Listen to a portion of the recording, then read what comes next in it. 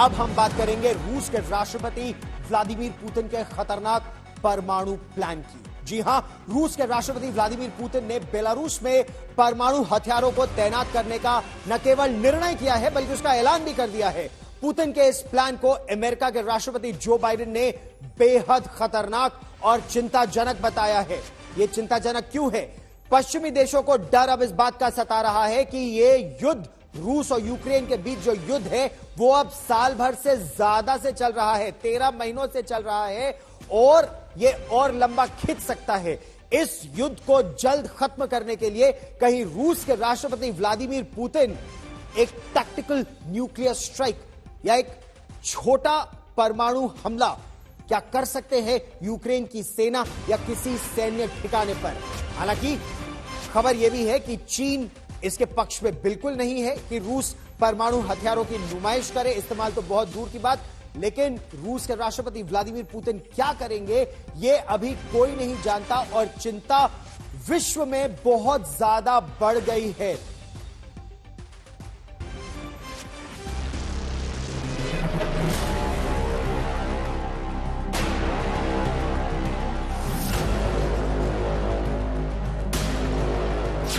Ukraine पर चलेगा Putin का एटम बम। पुतिन का परमाणु प्लान बेलारूस से अंजाम।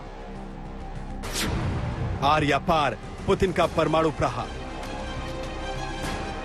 वो बेलारूस जहां साल भर पहले पुतिन ने यूक्रेन पर हमले के लिए अपनी फौज का जमावड़ा किया था, वहीं अब परमाणु हथियारों की तैनाती करने वाले हैं। पुतिन ने ऐलान कर दिया है कि बेलारूस में वो परमाणु महाहथियार तैनात करेंगे। पुतिन ने कहा है कि अमेरिका की ओर से यूरोप में परमाणु हथियारों की तैनाती का जवाब है। ये यूक्रेन को यूरेनियम देने का जवाब है।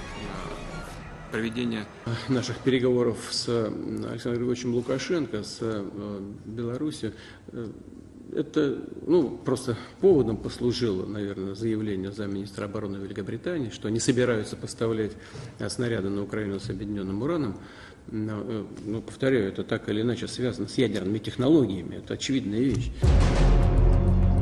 पुतिन ने ऐलान ऐसे समय पर किया है जब यूक्रेन युद्ध को लेकर पश्चिमी देशों से उसकी तनातनी बढ़ती जा रही है।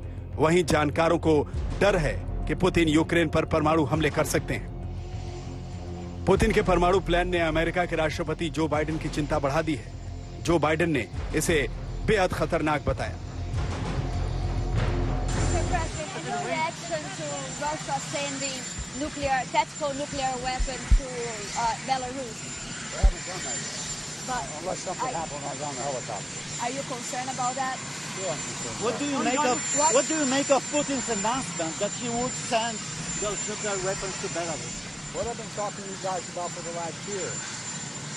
This is dangerous kind of talk to me, and it's worrisome.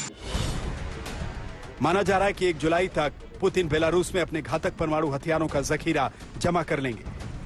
इससे पहले पश्चिमी देशों के पलटवार को टालने के लिए पुतिन ने कहा कि एटमी हथियारों का कंट्रोल उनके हाथों में रहेगा और वो टेक्नोलॉजी को ट्रांसफर नहीं करेंगे। हालांकि पुतिन पहले ये ताल ठोक कर कहते थे कि अमेरिका की तरह रूस ने भी कभी परमाणु हथियार दूसरे देशों में तैनात नहीं किया, लेकिन 1990 के दशक के बाद ऐसा पहली बार होगा जब एटमी हथियारों की तैनाती रूस के बाहर किसी दूसरे देश में की जाएगी। रूस ने इसके लिए बेलारूस के राष्ट्रपति लुकाशेंको को मॉस्को बुलाया और फिर समझौते के तहत परमाणु हथियार तैयार करने का ऐलान किया। वैसे इसका अंदाजा नेटो को पहले से हो गया था, लेकिन अब पुतिन ने उसे सीधी चेतावनी दे दी। दूसरी तरफ इस कदम से घबराया यूक्रेन यूएन सुरक्षा परिषद की बैठक बुलाने की मांग कर रहा है। यूक्रेन को डर इस वजह से भी है क्योंकि रूस ने बेलारूस में अपने 10 ऐसे विमान तैयार किए हैं जो एटमी हथियार ले जाने की क्षमता रखते हैं। यही नहीं, रूस ने बेलारूस को कई इस्कंदर मिसाइल सिस्टम दिए हैं जो परमाणु हमला करने की ताकत रखते हैं।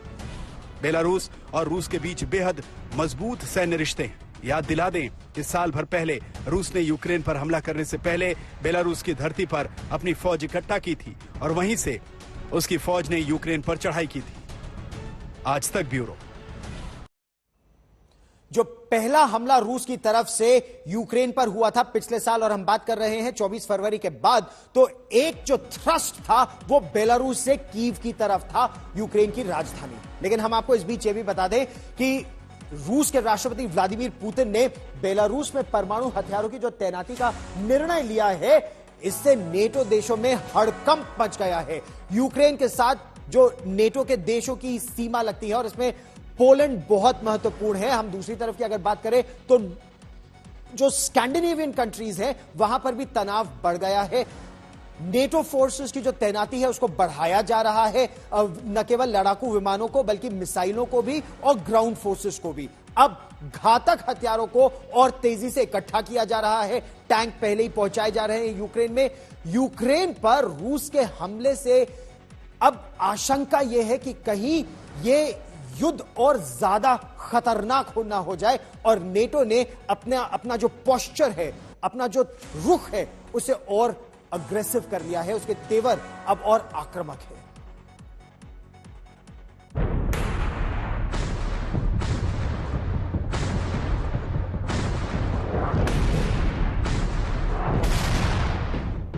ये रूस की हॉवित्जर तोप हैं जो यूक्रेन पर कहर बरपा रहे हैं। नाम है अकात्सिया, जो यूक्रेन के सैनिकों को पीछे धकेलने में जुटा है। वहीं यूक्रेनी सैनिक आखिरी दम तक लड़ रहे हैं।